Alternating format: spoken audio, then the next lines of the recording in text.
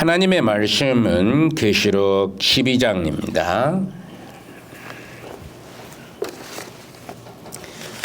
13절로 보겠습니다.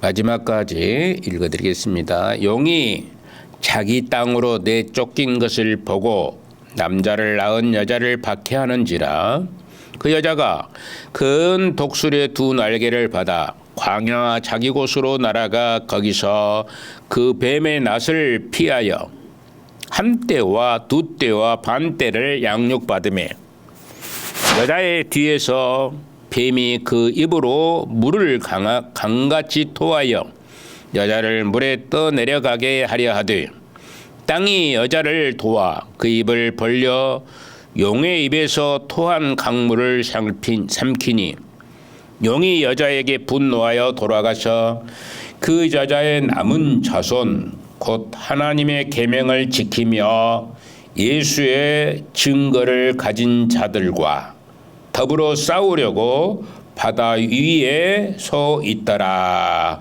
아멘.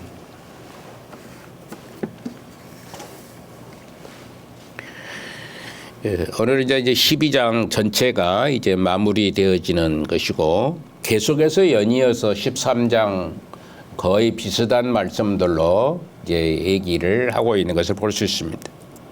그래서 오늘 본문은 이제 다시 그 9절에서 연결되어지는 것을 볼 수가 있어요. 9절에서 왜 남자를 낳은 여자는 그 용의 박해를 받나요? 옛날에는 핍박이라고 이렇게 옛날 성경에는 핍박이라는 말로 써졌거든요. 그런데 지금 새 성경으로는 박해라는 말로 바뀌어지게 된 것입니다.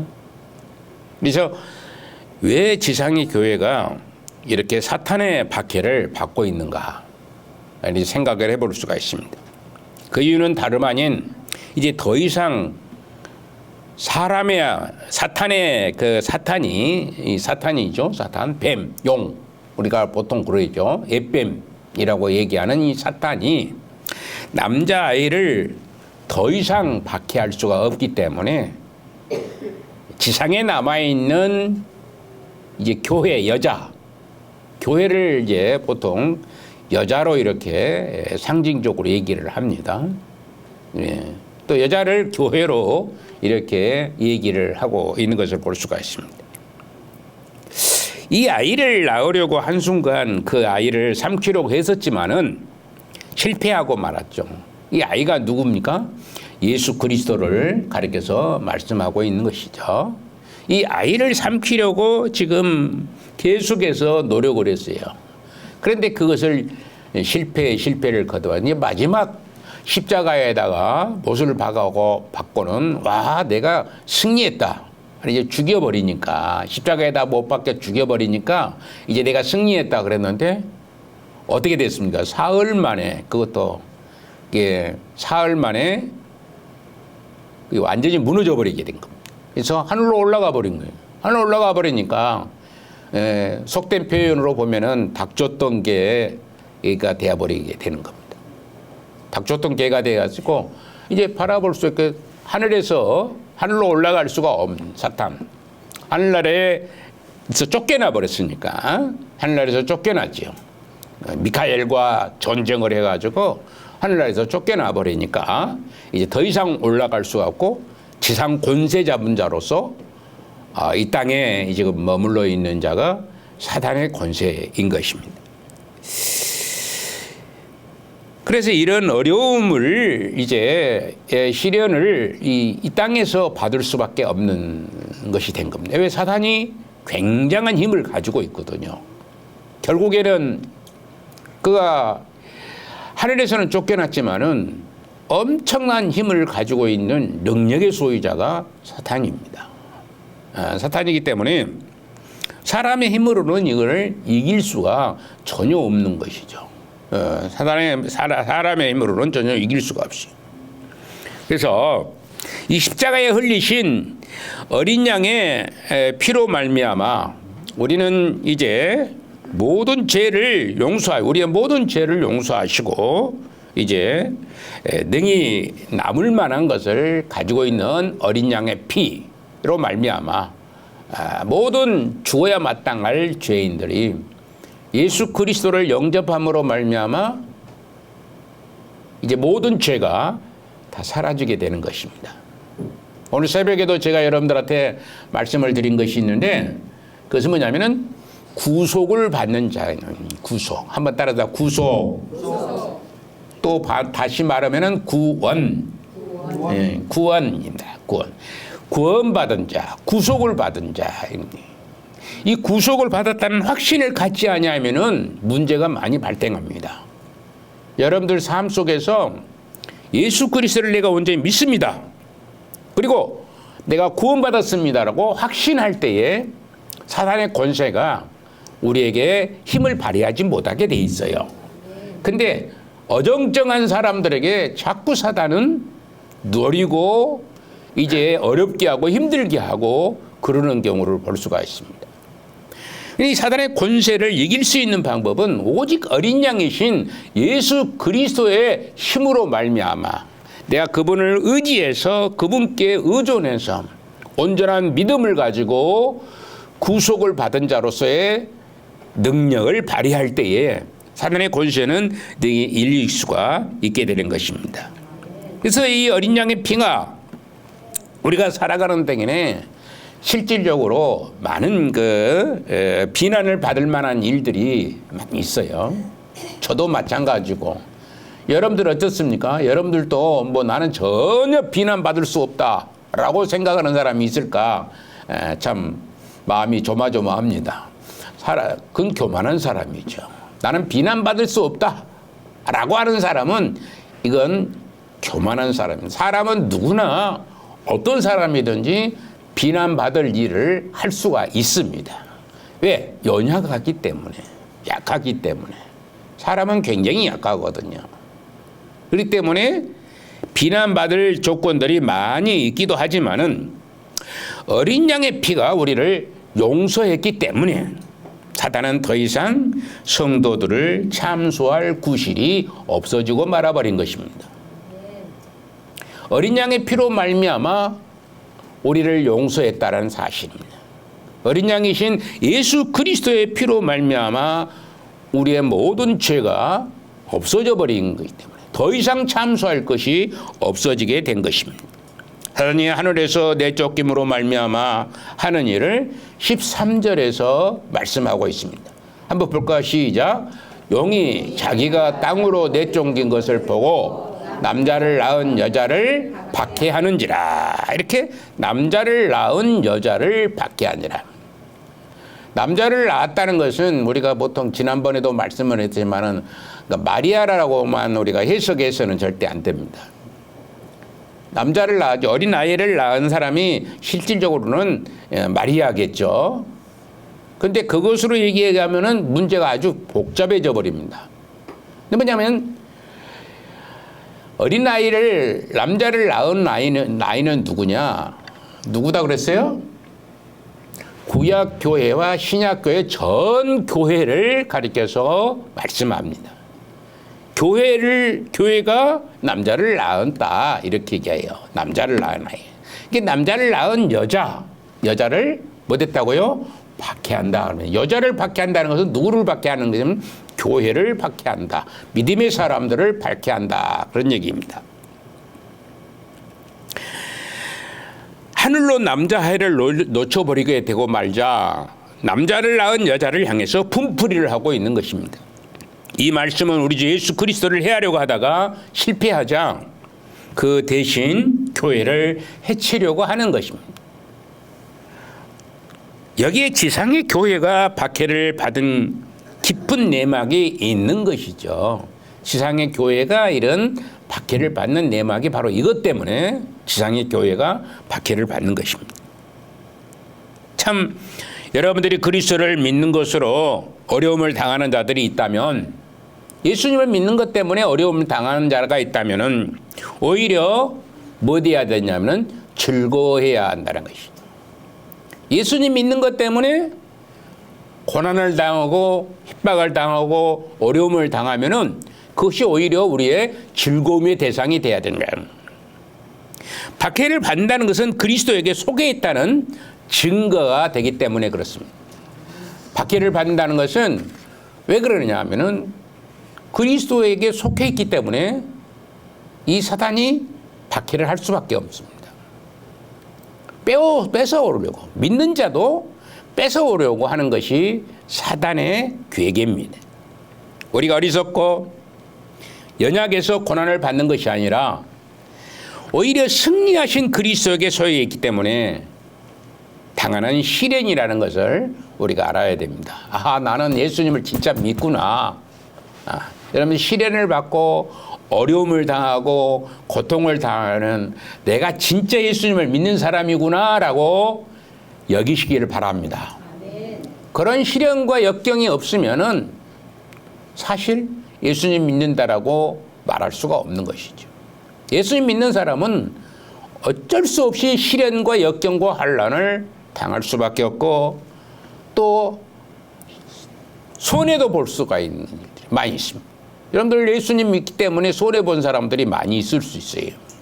교회 다니는 것 때문에 물질적인 손해도 보고 시간의 손해도 보고 그러잖아요. 그러니까 여러분들 지금 얼마나 많은 시간입니까? 오늘 이 시간에 1시간 동안 다른 사람들은 열심히 일을 할 수가 있을지도 있겠습니다. 그런데 여러분들 일을 않고 여기 앉아 있으니까 물질적으로도 시간적으로도 많은 손해를 볼 수가 있다는 얘기입니다.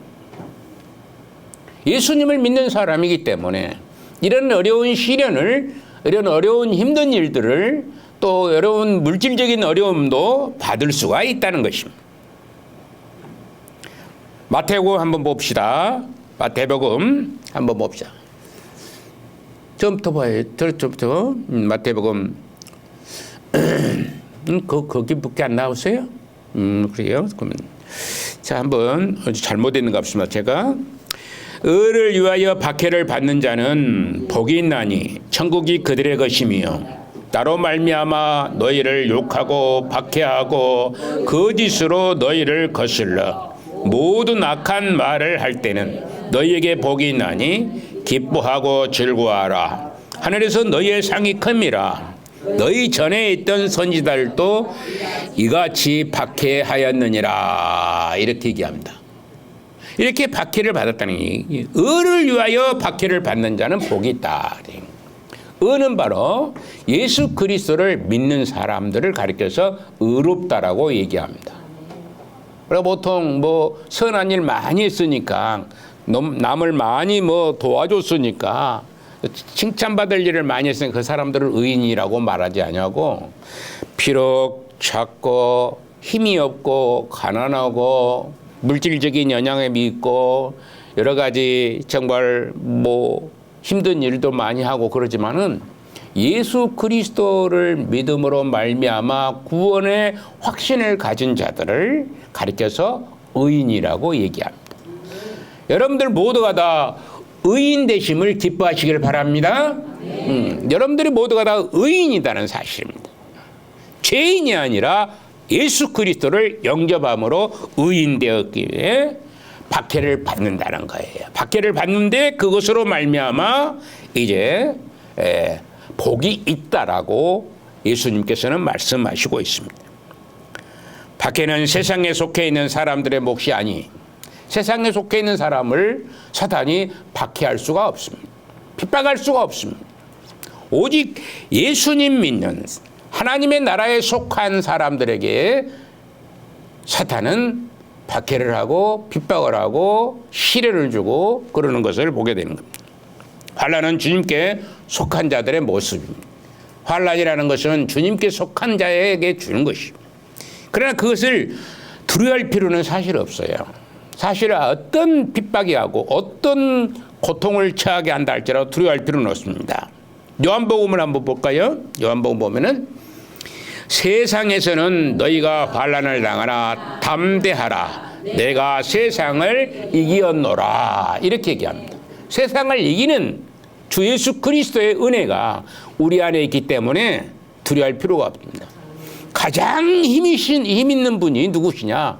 우리 예수님이시다는 것이죠.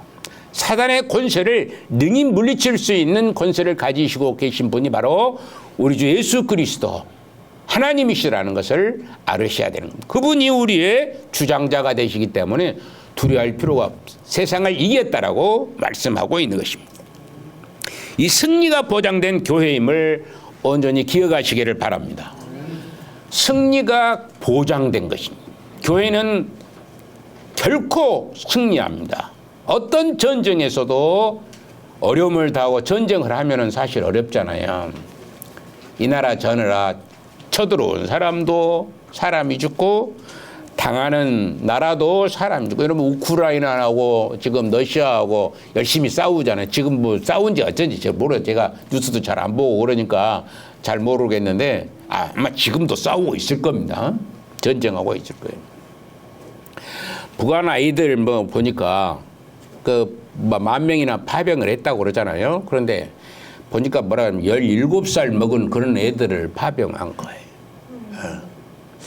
참 대단한 사람들인 것 같습니다. 어떻게 보면 이제 17살 먹은 애기를 군인에 보내가지고 총 들고, 여러분들 다 봤겠죠. 뭐 봤으니까 얘기할 필요는 없지만 총 들고 탁 대니까 수류탄은 다 내려놓고 또 뭡니까? 또 총도 다 내놓는데 뭔만 안 내려놓냐 그러면은 뭡니까? 그 입에다 물고 먹는 거 뭐예요? 뭐 있어요? 그 뭐예요? 또 통구리 가지고 있는 거 있는데 제가 그의 이름을 잊어버렸네. 그것 먹고는 그것은 절대 안 내놓는, 손을 안 내놓는, 안 내려놓는 거예요. 왜 그러냐? 배고프기 때문에 그것을 먹어야 되겠다는 겁니다. 소세지를 그것만 먹고 있겠다는 거예요. 수류탄은 다 내려놓을지라도 소세지만큼은 절대 내려지 않고 그걸 먹어야 되겠다는, 배고파 죽겠으니까. 여기 북한에서 저쪽으로 러시아로 파병을 할 때 너무나 배가 고프기 때문에 자원에서 온 사람들이 온 그 군인들이 많다고 그래요. 얼마나 참 불쌍한 일인지 참 모릅니다. 안타까운 일이고 그러는 것이죠. 이렇게 엄청나게 이렇게 공격하는 자나 공격을 받은 자나 어려움 당하는 것은 당연히 있고 죽을 수도 있습니다. 전쟁이 일어나면 그러잖아요. 그러나 우리가 알아야 할 것은 우리 주 예수 그리스도로 말미암아 우리 주 예수 그리스도께서 이기셨기 때문에 우리는 믿음으로 이기게 되는 것이라. 그분의 승리를 노래한 자들 모두는 믿음에 말미암아 승리한 자들이 될 것입니다. 이것을 가리켜서 교회라고 얘기를 하는 것입니다. 믿음으로 말미암아 승리하는 것이 누구냐? 교회인 것입니다. 교회가 결국에는 승리하게 되는 거예요. 힘들고 어려운 일이 있다 할지라도 승리자는 누구냐? 교회라는 사실입니다. 하나님의 아들이 사람의 아들로 태어나심은 마귀의 일을 멸하기 위해서 이 땅에 오셨습니다. 하나님의 아들이신 예수 그리스도께서 이 땅에 오신 목적은 뭐냐? 뭐냐면 마귀의 일을 멸종시키기 위해서, 멸하기 위해서, 완전히 없애버리기 위해서 이 땅에 오신 것입니다. 하늘에서 내어 쫓긴 사단은 남자를 낳은 여자를 박해하고 시련을 줍니다. 남자아이에 대한 분풀이를 여자에게 하려고 굉장히 노력을 합니다. 아주 비겁한 행위를 하는 것을 볼 수가 있습니다. 그리스도께서는 패배하고 쫓겨났지만 그리스도인쯤이야 하고, 예수님께서는 패배하고 쫓겨났잖아요. 하늘에서 미카엘로 말미암아 전쟁을 해서 쫓겨났지만은 그리스도인쯤이야 하고 어리석게 덤비게 되는 것이 사단의 권세입니다. 나약한 인간이요 여자이기 때문에 공격하면 여지없이 당할 것이라고 사탄은 확신합니다. 이것쯤이 하고 사탄은 우리를 공격합니다. 그런데 우리의 백이 누구다고요? 예? 예수님이십니다. 만왕의 왕이신 예수님이 나의 백이 되셔서 나와 함께 하시는데 사단이 이길 수가 없는 것입니다.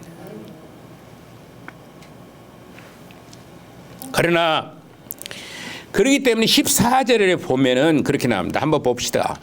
그 여자가 큰 독수리의 두 날개를 받아 광야 자기 곳으로 날아가 거기서 그 뱀의 낯을 피하여 한 때와 두 때와 반 때를 양육받으며. 굉장히 이게 어려운 부분들을 여러분들이 지금 만나고 있는 것입니다. 계시록에서 지금 굉장히 어려운 부분들을 그래서 이걸 까딱 잘못하면 이단이 많이 생기는 게 된 거예요. 이단이 많이 생기게 되는 거예요. 한 때와 두 때와 반 때라는 얘기를 하고 있고 큰 독수리의 두 날개를 받아 이렇게 광야 자기 곳으로 이제 날아가 그렇게 얘기합니다. 이제 남자아이는 그리스도를 이기지 못한 사탄은 이제 총력을 다하여서 남자아이를 낳은 여자인 교회를 총공격을 하는 것입니다. 교회를 공격한 거예요. 그러나 그리스도께서는 그 여자를 그대로 내버려 두지 않습니다. 그리스도께서 자기 백성이신 자기 자녀인 자기 성도인 그들을 그대로 내몰라라 하지 않습니다. 그래서 그리스도께서 보호해 주시고 감찰하시고 이제 막아주시고 그런 일을 하시는 분이 바로 그리스도께서 그 남자아이가 그리스도라는 얘기입니다. 승리한 자가 그리스도인 것입니다. 악한 자의 소욕대로 당신의 백성들 사탄에게 내어 맡기지 않습니다. 악한 자의 그 소욕, 사탄의 소욕대로 그리스도께서 이제 여자들을 내놓지를 않는다는 것입니다. 어리석은 사탄은 교회를 향한 마지막 공격을 감행할 것이지만 하늘의 백성에는 6일 때 하나님의 도움을 보장되어 있다는 것이죠. 하늘의 백성들에게는 그 6일 때 하늘의 도움이 있다는 것을 독수리라는 표현으로 쓰고 있는 것을 보게 돼요. 독수리는 하늘을 날잖아요. 그렇죠? 하늘의 왕이 누굽니까? 독수리잖아요. 독수리가 짐승들 중에서 가장 독수리가 이렇게 그 동물의 왕국을 보니까 독수리가 사자도 물어가지고 그냥 올라가 버리더라고요. 하늘로 올라가 버려요. 사자 한참 올라가가지고 거기서 막 발버둥 치는데 놔둬버리면 어찌입니까? 뚝 떨어져서 죽어버리는 거예요. 그거 보니까 그냥 사자도 독수리한테 질 수가 있구나. 보통은 사자가 독수리를 이겨요. 그러는데 어떤 때는 독수리가 엄청 큰 것이 있는 모양이에요. 그래서 그걸 잡아다가 발로 딱 집어가지고 올라가 버린 거예요. 노루 같은 거, 사슴 같은 것은 아무것도 아니고요. 표범 그런 것은 아무것도 아니에요. 독수리한테. 큰 독수리가 꽉 잡아가지고 올라가 버리면은 한참 올라가서 내려보면 떨어지면 다 죽어버리죠. 그러지 않겠어요? 그런 상황입니다. 그래서 독수리를 성경에서 뭐냐면 하늘 아버지를 이렇게 비유하고 있는 거야. 상징적으로 얘기하고 있는 거예요.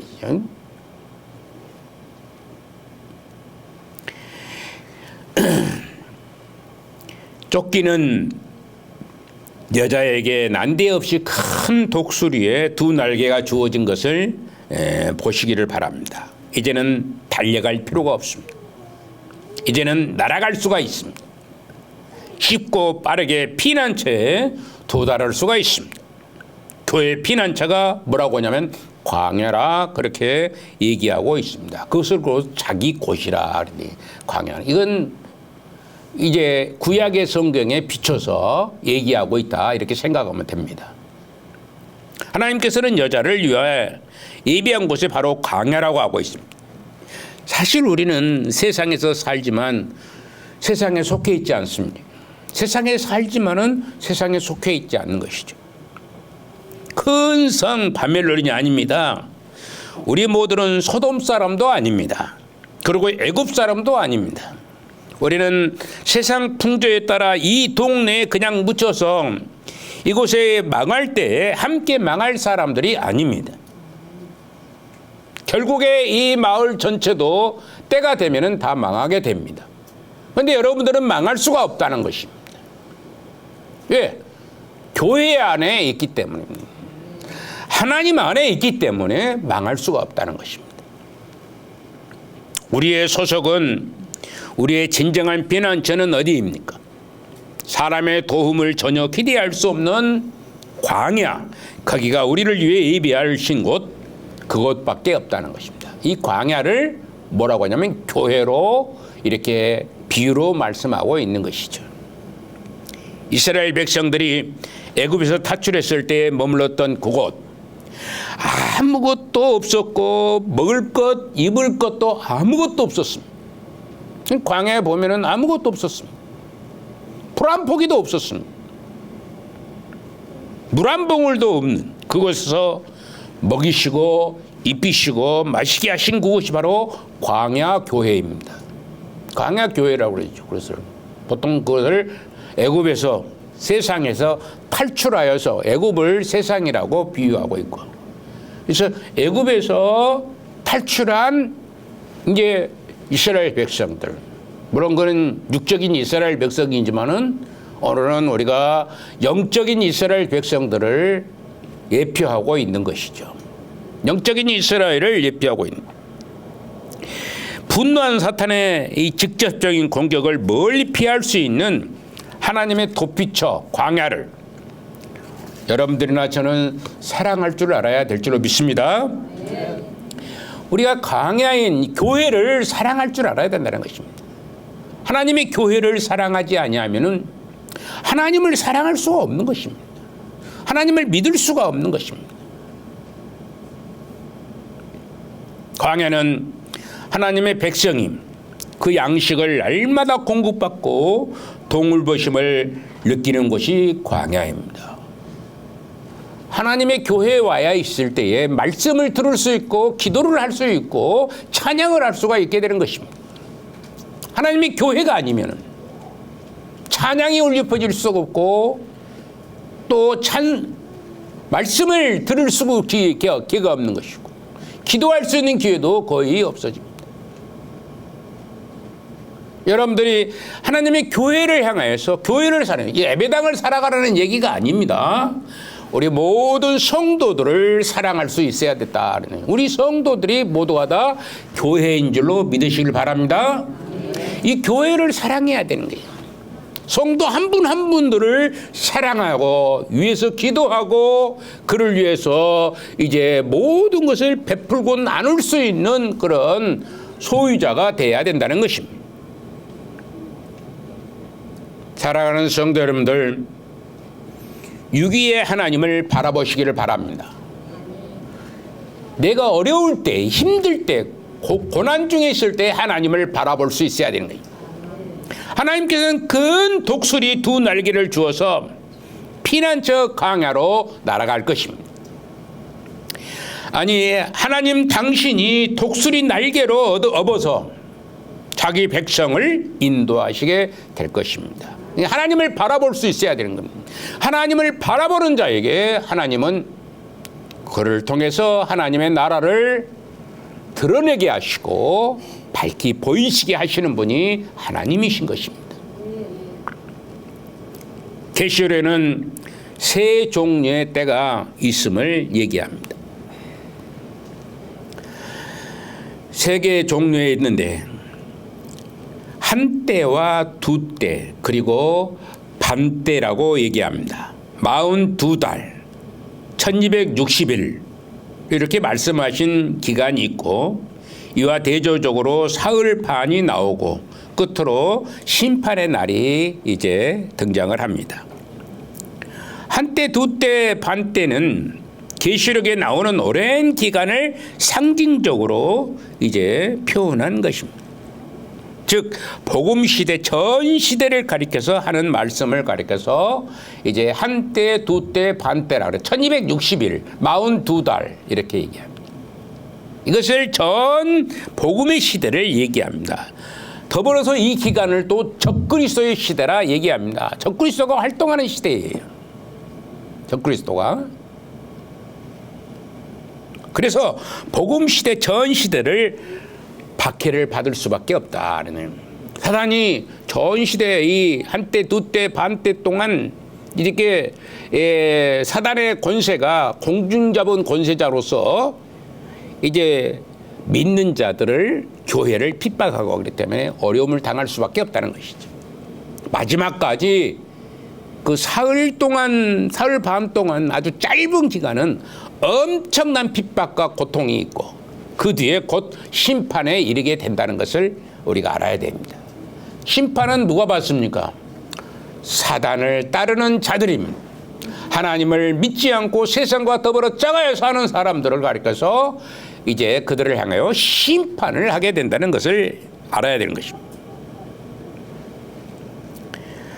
말씀이 영향이 부는 곳에는 반드시 박해의 바람이 불게 되어 있습니다. 요한 사도는 자기가 활동하는 시대는 적그리스도가 나타나서 활동하는 시대라고 말씀을 한 것에 우리가 유의해야 합니다. 요한일서를 한번 읽어보십시다. 요한일서.